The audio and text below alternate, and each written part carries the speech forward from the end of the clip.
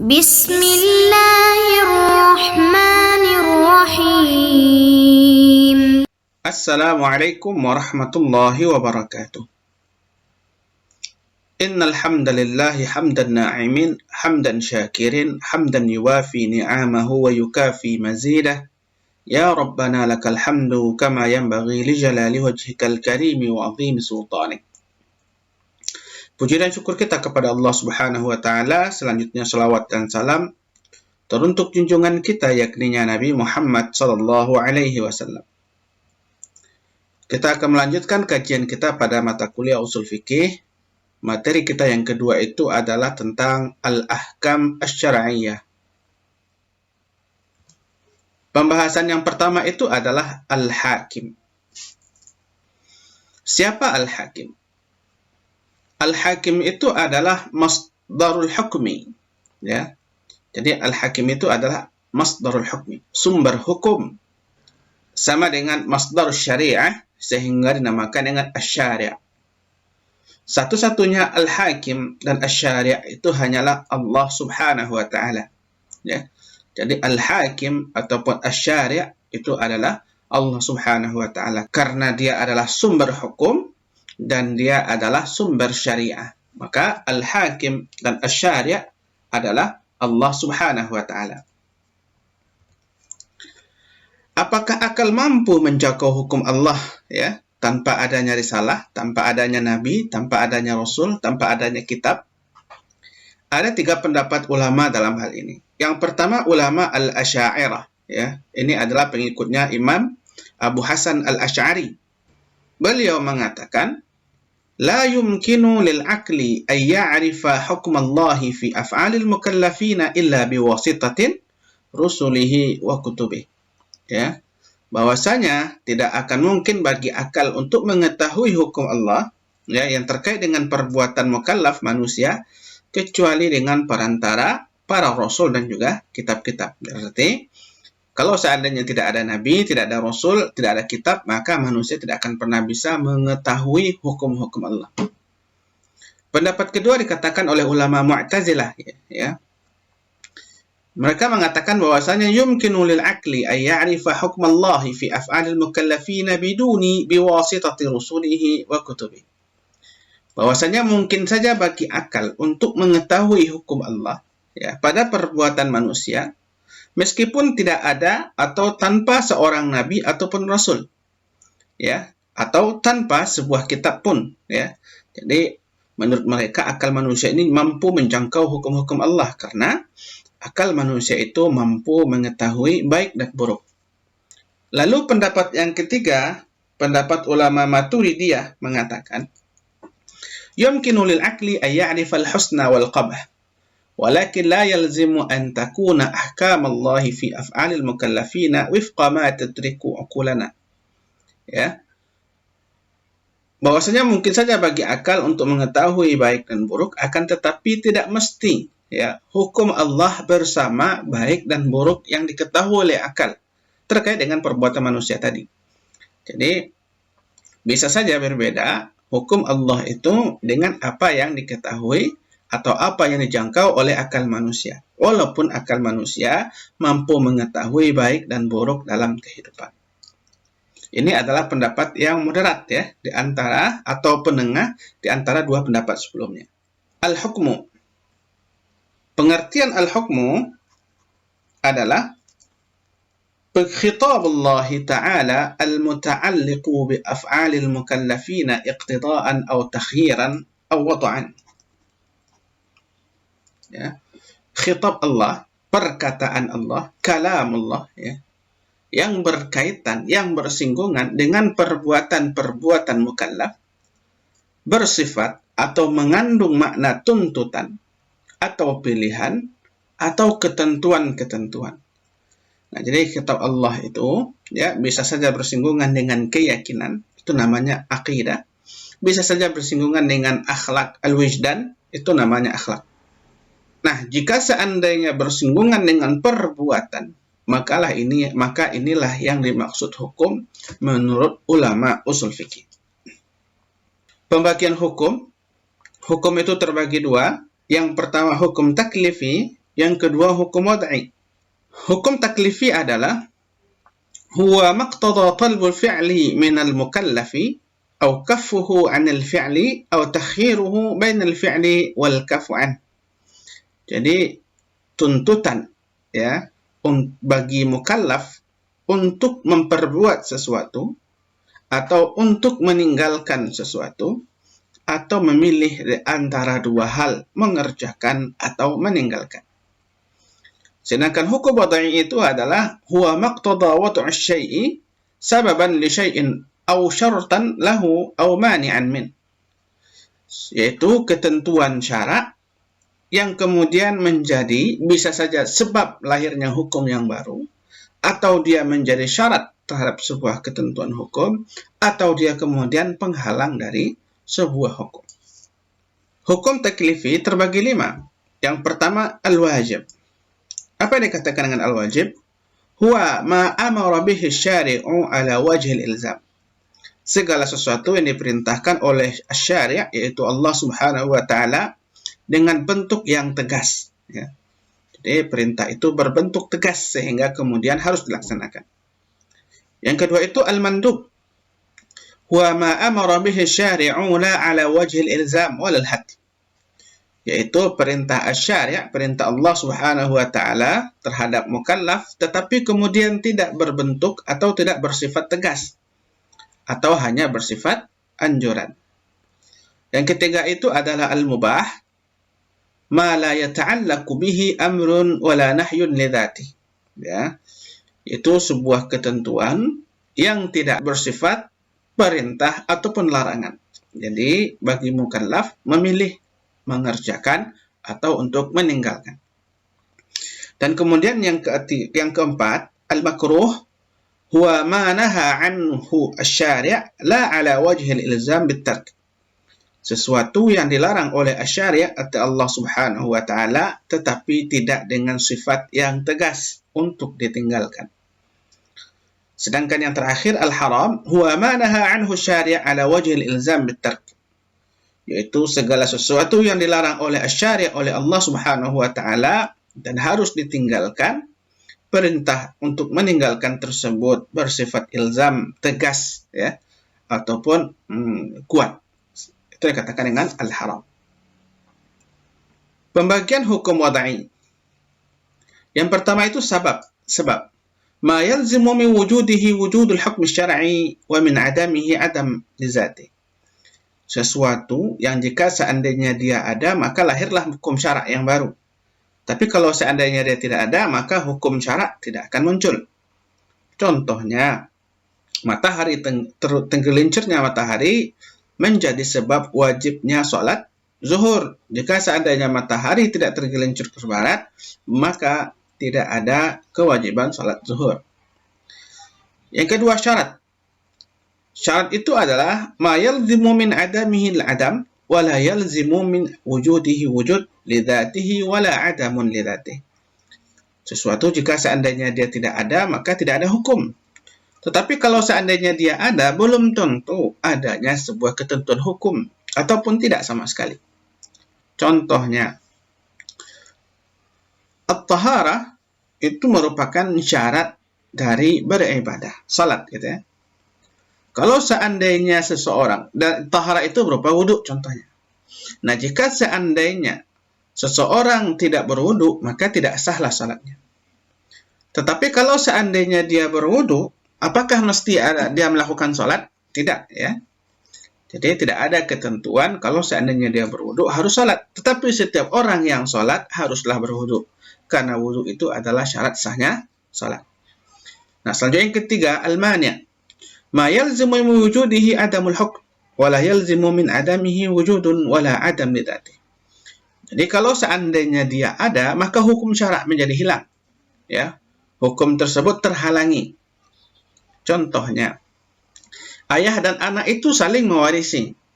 Ya, ayah dan anak itu saling mewarisi. Jika ayah meninggal, maka anak menjadi pewaris.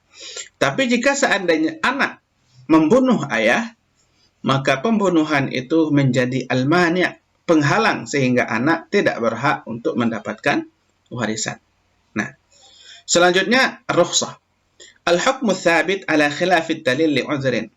Hukum yang ditetapkan ya di luar dari ketentuan dalil karena adanya kondisi yang diizinkan oleh syarak, ya, ada uzur. Contohnya, sholat zuhur itu 4 rakaat. Harus dilaksanakan pada waktu tergelincirnya matahari.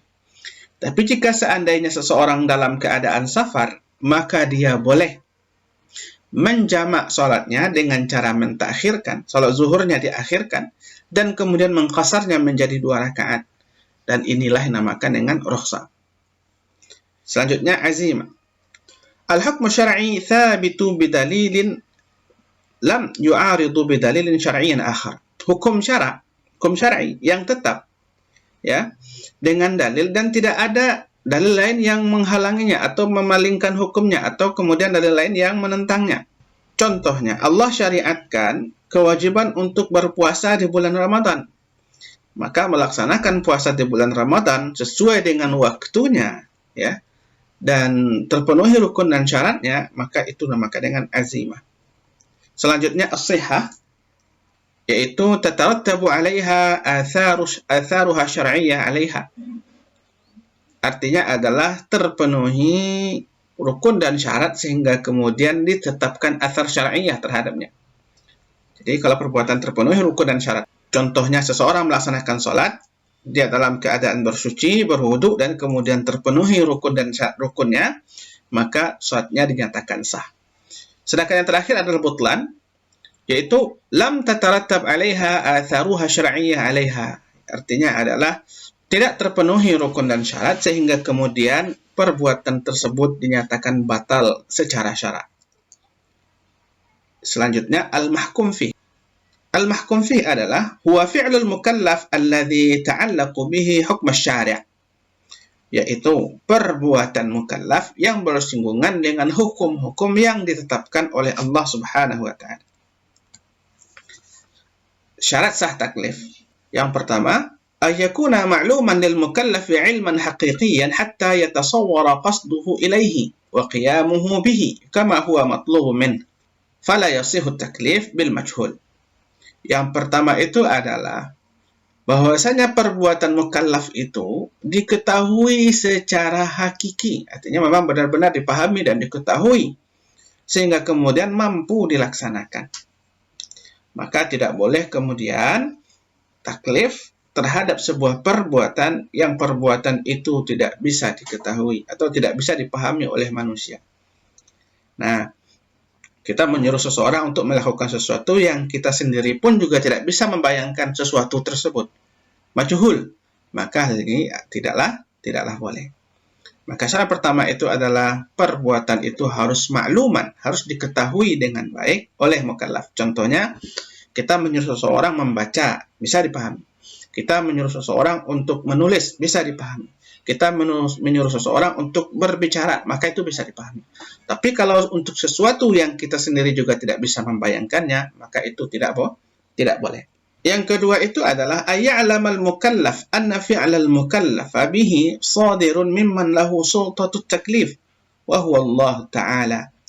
Wa bihadza yakunu tanfidh ta'atan wa imtithalan li amrillah ta'ala. Syarat yang kedua taklif itu adalah bahwasanya mukallaf harus mengetahui perintah tersebut datang bersumber dari zat yang memiliki sultah, kekuasaan atau kekuatan untuk memberikan taklif bagi manusia. Sehingga dengan demikian melaksanakan perintah tersebut merupakan bentuk ketaatan, yaitu melaksanakan perintah-perintah Allah. Yang ketiga, syarat sah taklif itu adalah ayyakuna al-fi'lal mukallaf bihi maqduran lil mukallaf ay yumkinu lil mukallafi ay yaf'alahu aw ay yatrukah fa in kharaja al-fi'lu an qudratil mukallaf wa taqatih fayakunu taklif abathan yanzihu anhu syari' al-hakim. Yang ketiga itu perbuatan itu harus mampu dilakukan oleh mukallaf. Jika seandainya tidak mampu untuk ia lakukan, maka hal itu sama dengan taklif bima la yutaq, ya. Taklif di luar kemampuan manusia. Dan hal itu tidak mungkin bagi Allah untuk membebani manusia dengan yang demikian. Contohnya, Kita mentaklif manusia untuk bernafas di dalam air tanpa menggunakan peralatan apapun. Itu mustahil. Kenapa? Karena manusia tidak memiliki insang. Maka itu tidaklah boleh. Nah, atau kemudian kita memerintahkan manusia untuk menjangkau bulan. Nah, itu tidak boleh. Tidak mungkin. Karena hal demikian, at-taklif bima la yutaq. Kita mentaklif seseorang dengan sesuatu yang tidak mungkin. Selanjutnya ada masyaqqah dalam taklif. Jadi setiap apa yang diperintahkan oleh Allah Subhanahu wa taala terhadap perbuatan manusia, pasti ada masyaqqah. Masyaqqah itu adalah beban atau kendala atau sesuatu yang membuat manusia susah untuk melakukannya. Maka masyaqqah itu dapat dibagi dua. Yang pertama masyaqqah al-mu'tadah la yastahiqqu rukhsah. Yaitu masyaqqah yang lumrah, yang biasa saja ya. Maka yang bentuk pertama ini tidak boleh ada atau tidak berhak mukallaf mendapatkan rukhsah. Contohnya kita bangun pagi-pagi untuk melaksanakan sholat subuh gitu ya. Air dingin, kita masih ngantuk, pasti ada masyaqqah dalam diri kita. Tapi masyaqqah seperti ini tidak boleh kita mendapatkan rukhsah dengan menggunakan, contohnya kita bertayamum, itu tidak boleh. Atau kemudian sholat subuhnya diundur menjadi jam 7, itu tidak boleh ya. Karena ini adalah masyaqqah muqtadah, arti masyaqqah ya bisa yang biasa, yang lumrah. Tapi kemudian ada masyaqqah ghairu muqtadah. Yaitu masyaqqah yang di luar dari kebiasaan. Maka yastahiqqu rukhsah. Bagi mukallaf boleh mendapatkan rukhsah. Seperti masyaqqah yang dihadapi bagi orang yang safar ataupun marid, sehingga kemudian dia boleh mengganti puasa pada hari yang lain di luar Ramadan. Yang terakhir, mahkum alaih. Apa dimaksud dengan mahkum alaih? Huwal mukallaf alladhi ta'allaku hukm syari' bifi'lihi. Dia itu adalah al-mukallaf, manusia yang dibebani ya dengan hukum-hukum syariat atas perbuatan-perbuatan. Jadi kita manusia ini adalah mukallaf. Syarat mukallaf yang pertama, ayyakuna qadira ala fahmi dalil taklif. Mukallaf itu harus mampu memahami dalil-dalil perintah ya. Maka kalau seandainya dia tidak mampu memahami karena dia gila ataupun karena dia sawan ya, atau karena dia idiot dan sebagainya, maka tidak ada taklif bagi dirinya. Yang kedua, ayyakuna ahlan lima kallafa bih. Dia memiliki kemampuan atau kecakapan dalam taklif yang diberikan oleh Allah Subhanahu wa taala. Dalam hal ini akan kita jelaskan lebih lanjut. Nah, maka seorang mukallaf itu sebenarnya dia harus memiliki ahliyah. Apa itu al-ahliyah?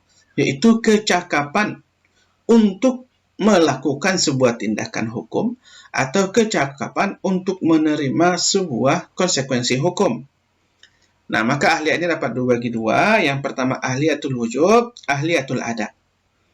Nah, yang dikatakan dengan ahliyatul wujub itu adalah salahiyatul mukallafi li'an thabata lahu huquq, yaitu kecakapan seorang mukallaf untuk menerima hak-hak dalam kehidupan ini yang ditetapkan bagi dirinya. Sedangkan yang kedua ahliyatul ada, yaitu salahiyatul mukallaf li'an ta'tabira syar'an aqwalahu wa af'alahu, yaitu kecakapan seorang mukallaf yang dianggap oleh syarak dan dia harus mempertanggungjawabkan dari perbuatannya tersebut, baik berupa perkataan ataupun perbuatan.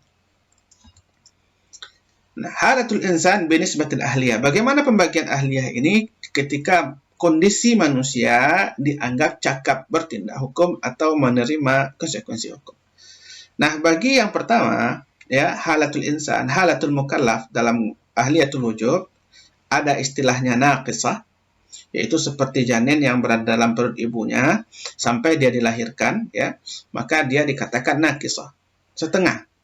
Sedangkan kamilah, sempurna, ketika dia dilahirkan ke permukaan bumi dalam keadaan selamat, al-insanu min hina wiladati, maka ketika itulah dia dianggap sempurna dalam ahliyatul wujub.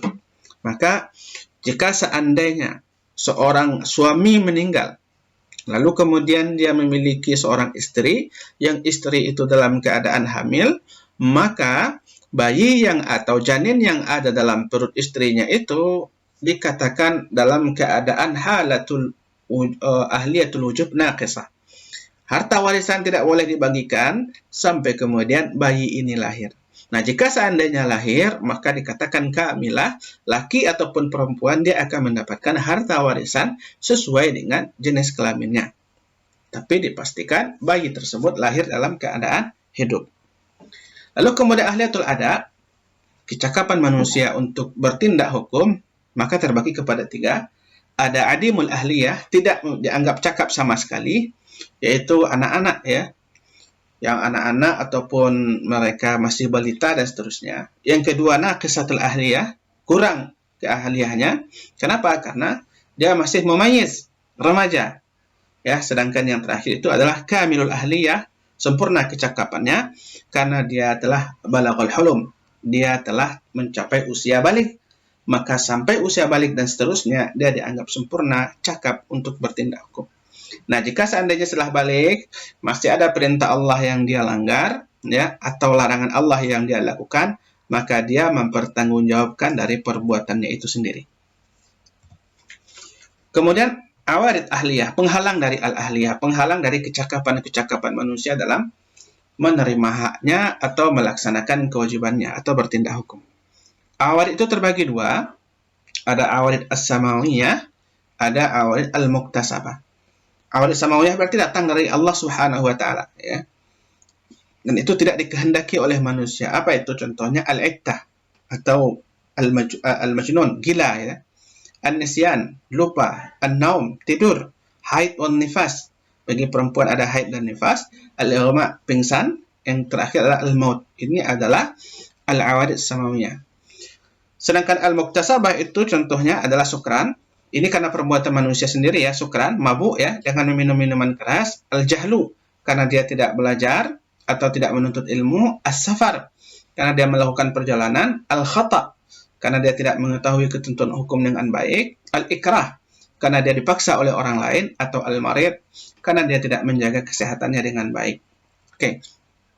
Inilah awarid-awarid al-ahliyah yang kemudian kita harus pahami sehingga kemudian dalam bertindak hukum ataupun dalam menerima hak sebagai konsekuensi hukum bisa saja terhalang oleh ketentuan-ketentuan ini. Oke. Terima kasih atas segala perhatian dan mohon maaf atas segala kekurangan. Mudah-mudahan apa saya sampaikan ini bisa Anda kembangkan dan kemudian menjadi ilmu yang bermanfaat yang bisa Anda gunakan dalam kehidupan sehari-hari. Qulu qawli hadza astaghfirullah li wa lakum. Assalamualaikum warahmatullahi